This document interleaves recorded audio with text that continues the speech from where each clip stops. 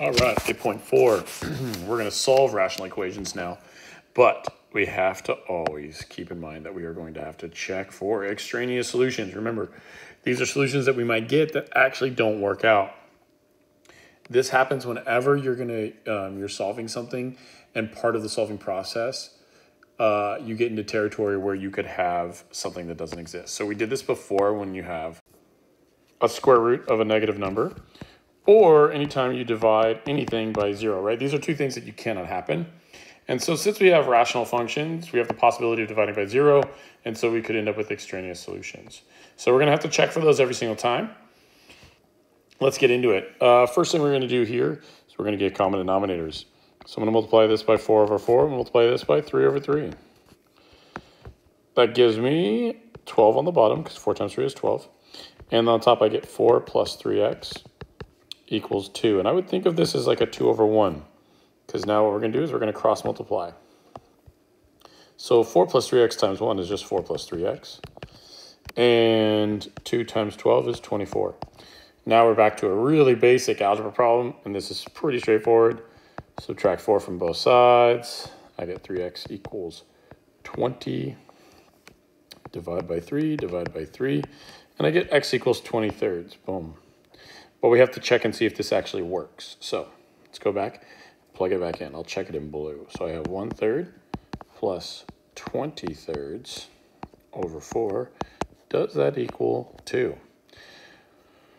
Remember, this is like 4 over 1. I could flip and multiply. Boom. Okay, so this is really like saying 1/3 plus, well, 20 and 4 I could take a 4 out of both of those and make that a 5 and a 1. So this is really like a plus 5/3. 1/3 plus 5/3 is 6/3, and 6/3 does indeed equal 2. So we are all good here for a solution. Let's check this one. Look, it already says excluded value, so I have a hint that we might have that in this situation. All right, common denominators, multiply by x and x. Well, actually, we can tell right away. Excluded values. In the beginning of this problem, x cannot equal 0. So let's just make note of that, right? Because I can't have a 0 here. All right. And I'm going to multiply this one by 3 and by 3. Let's see what we end up with. We end up with 3x as my denominator.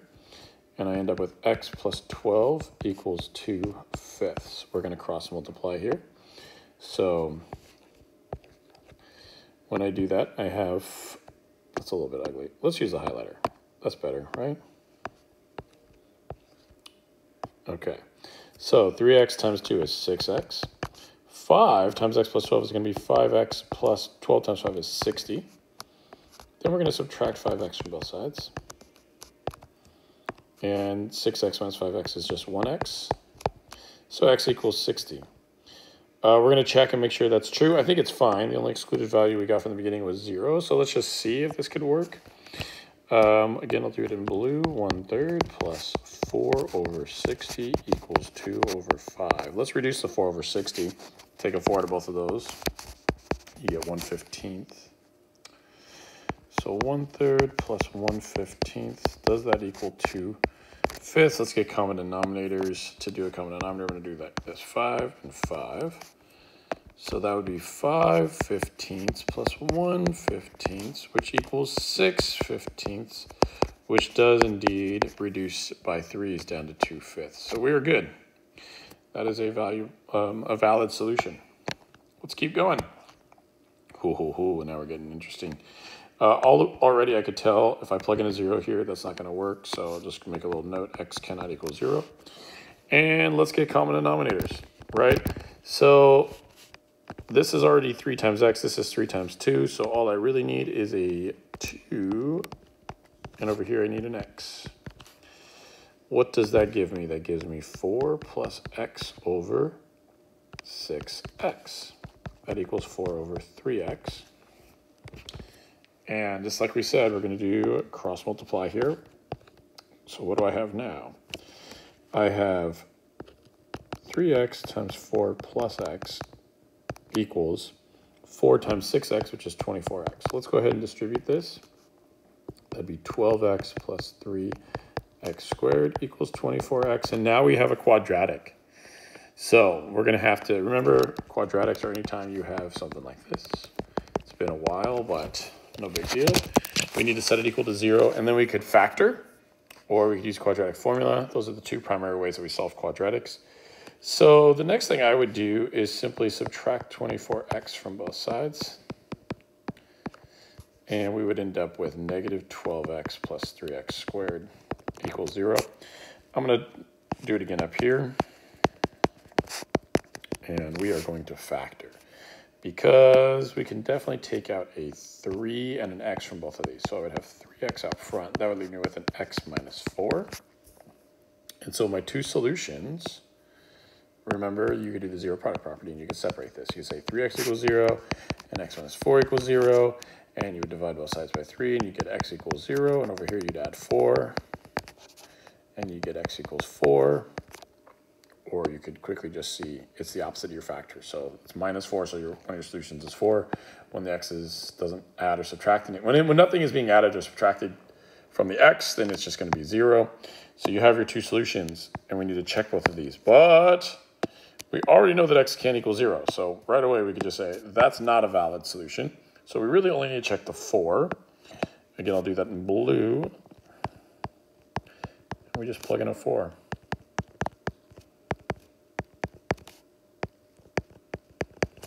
So I could reduce this by 2's. That's really 1/6 plus 1/6 equals 1/3. And that's valid because 1/6 plus 1/6 is 2/6. And 2/6 is in fact 1/3. Okay, so the only solution we really get is x equals 4. And that's why it's a good idea to just go ahead and check for extraneous solutions from the beginning. You'll know that it's not going to work. All right, let's do another one. Ooh, we got x's all over the place. Right off the top, I can see that we would have an excluded value of negative 3, right? Because if I plug in a negative 3 there, I will get a 0 on the bottom. Can't have that. So common denominators, I'm going to multiply the top and the bottom by 2. And over here, I'll multiply the top and bottom by x plus 3. What does that give me? Well, the common denominators simply be 2 times x plus 3 over, that would be x squared plus 3x minus 2. And this equals x over 1. Okay, I think what we're going to want to do here is cross multiply again, right? So this times that, and this times that.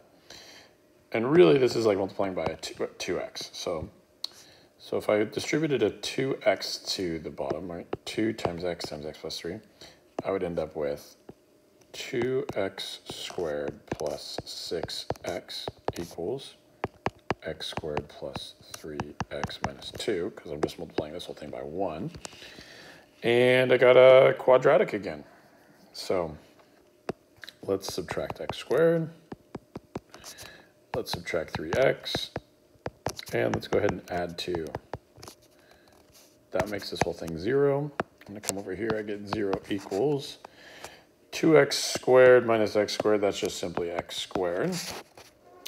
6x minus 3x, that's 3x, and then plus 2.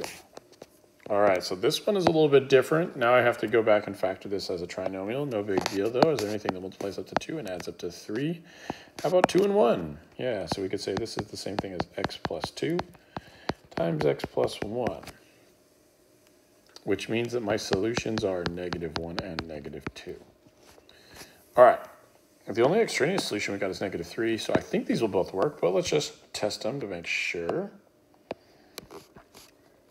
Let's try the -1 first. -1 over 2 minus 1 over -1 plus 3. Does that equal -1? Whew. Lots going on here. This down here is a -1 and a +3. I'm just going to write 2. So essentially I have -1/2 and -1/2. -1/2 and -1/2 does make -1. And so that one works. All right, now let's check for the -2. I'd have -2 over 2 minus 1 over -2 plus 3. Does that equal -2? Essentially I have a -1 here, minus 1 over 1. And that's basically a -1 and a -1 that does absolutely make -2. So these are both valid solutions. All right. Isn't this fun? All right, let's get into some real big boy and big girl problems here. Gonna need some common denominators, but before I do that, I'm gonna factor this guy so I can see what the prime factorization is. So I need something that multiplies with a -12, adds up to -1. I think it's gonna be a 4 and a 3. How about a -4 and a +3? So I can factor this as x minus 4 and x plus 3, which means the only factor I'm really missing here is an x minus 4. So, oh, and before I continue, I can already tell my extraneous or my restrictions are going to be that x cannot equal +4 or -3. Let's just jot that down. And when I go to get my common denominator, I'm going to multiply this thing by x minus 4 over x minus 4. I don't really need to do that over here because everything's going to cancel out nicely. Now, I'll show you an alternative way we can handle this after I'm done with this. So,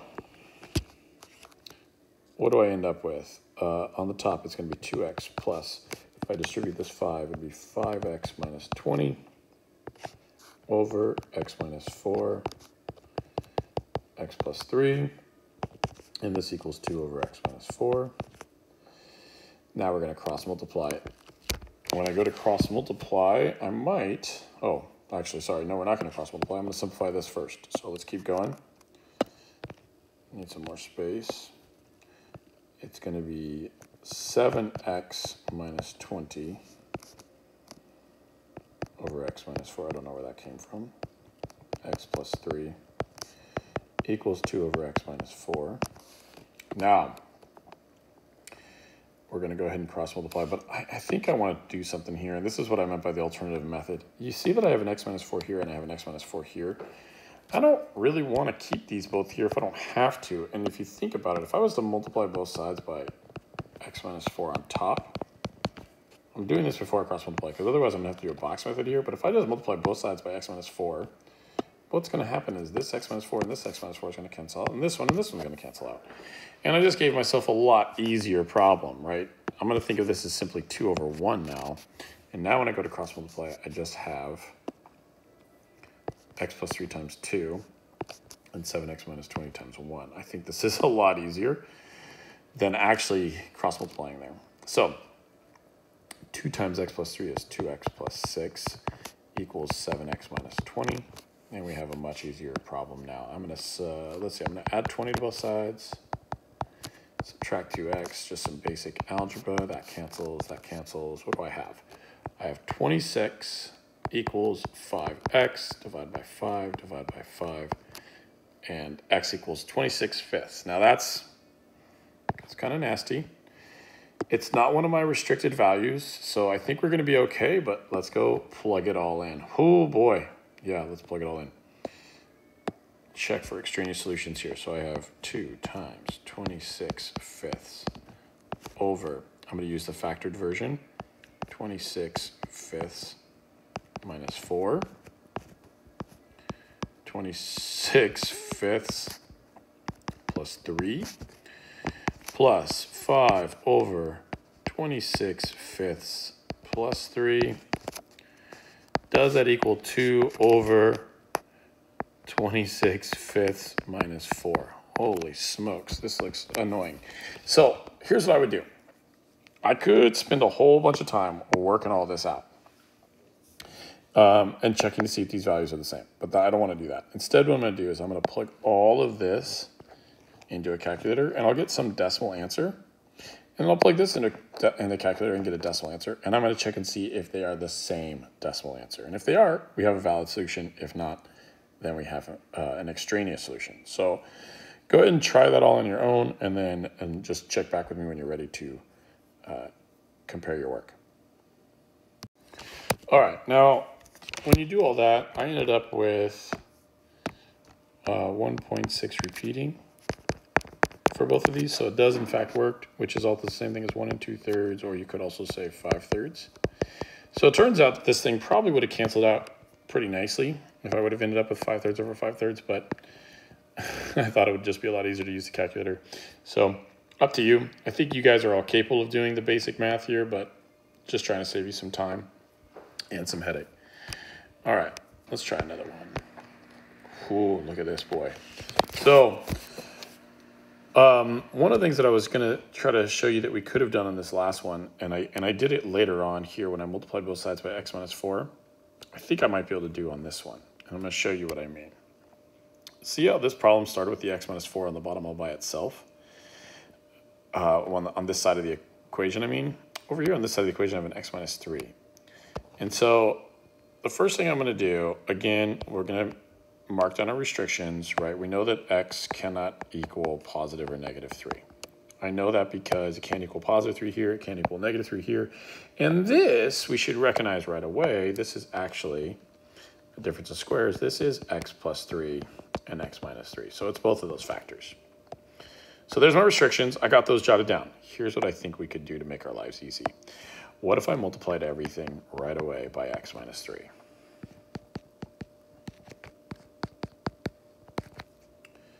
Cancels, cancels, cancels, cancels. Granted, this one does not cancel, but look, I have common denominators now. So let's see what we can simplify. I would end up with 6 equals 8x squared, and then we're going to have to distribute this. And that's a negative 4x, right? So we're going to think of that as negative 4x squared, and then negative 4x times negative 3 is positive 12x. And on the bottom now, I just have x plus 3. Yeah, I think this makes the problem a lot easier. I think this is a good strategy. So if you know this factor that's on the bottom and all by itself will cancel out, it might be a good idea to just go ahead and multiply everything by it. So let's simplify this. We got 6 equals 8x squared minus 4x squared is 4x squared plus 12x over x plus 3. And now I think we're ready to just kind of cross multiply. Except for, I noticed something else here. And that is that if we were to factor out this top part, I could take out the greatest common factor of 4x. And if I did that, I'd have x, and 12 divided by 4 is 3. So if I factor out a 4x, I would have x plus 3. So really I have this. Well, these cancel each other out. We already know that negative 3 can't be a solution. So I have a much easier equation. If I can cancel stuff out, I end up with just simply 6 equals 4x. Divide both sides by 4. And you get x equals 6 over 4, or x equals 3 halves. Wow, that's a lot easier to do. So, yeah, I hope you understand what I did there. Rather than cross multiplying here, which we could have done, I just recognized that I think this factored in a way that would cancel out with x plus 3, and it did indeed, and it made my life a lot easier. I had 4x equals 6, and that's a super easy equation to solve. And we never even ended up with one of the extraneous solutions, but there is an extraneous solution. I think if you would have actually worked this out without canceling this, you would have gotten, I think, x equals negative 3 as an extraneous solution. But we already eliminated it, and by factoring it out here, we just went straight to our answer of x equals 3 halves, and that's the only valid answer. You can go back and check it if you want, but I'm going to move on from here.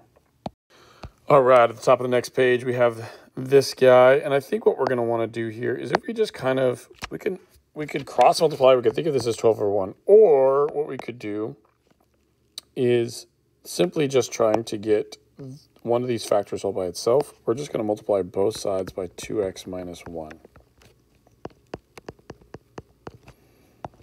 And that'll cancel. And then as I distribute this 12, I'll end up with 24x minus 12 equals 5x plus 6. And now we have a pretty basic equation that we've seen in the past. I'm going to subtract 5x, subtract 5x. I'm going to add 12, I'm going to add 12.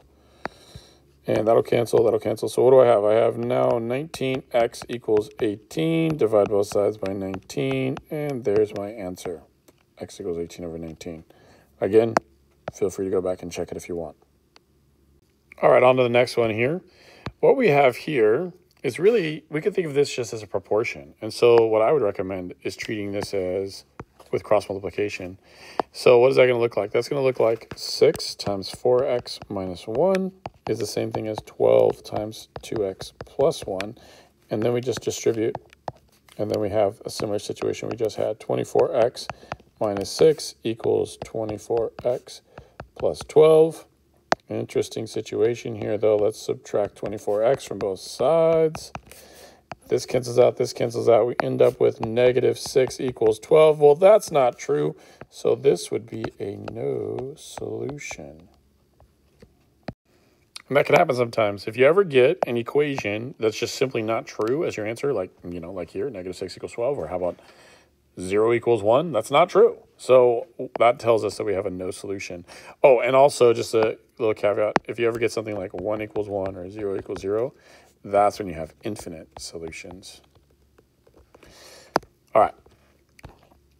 I want you to try these 3 on your own and then check back when you're ready to check your work. Let's label these. Let's call this A, B, and C. And we'll refer back to these once you're done checking your work.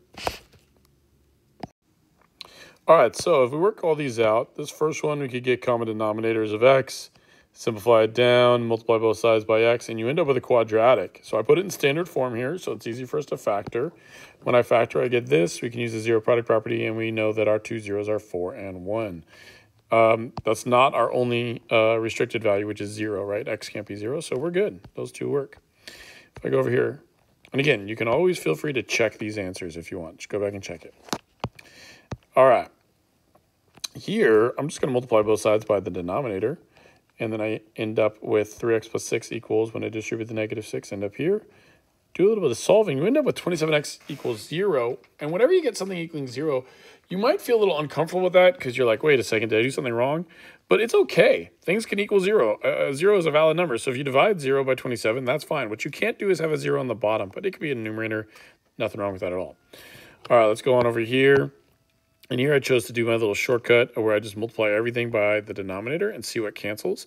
And sure enough, a bunch cancels, right? So I factored this guy, and I got x minus 3, and then I saw my common denominator is going to be this over here, x times x minus 3. So if I multiply everything by that, what would happen?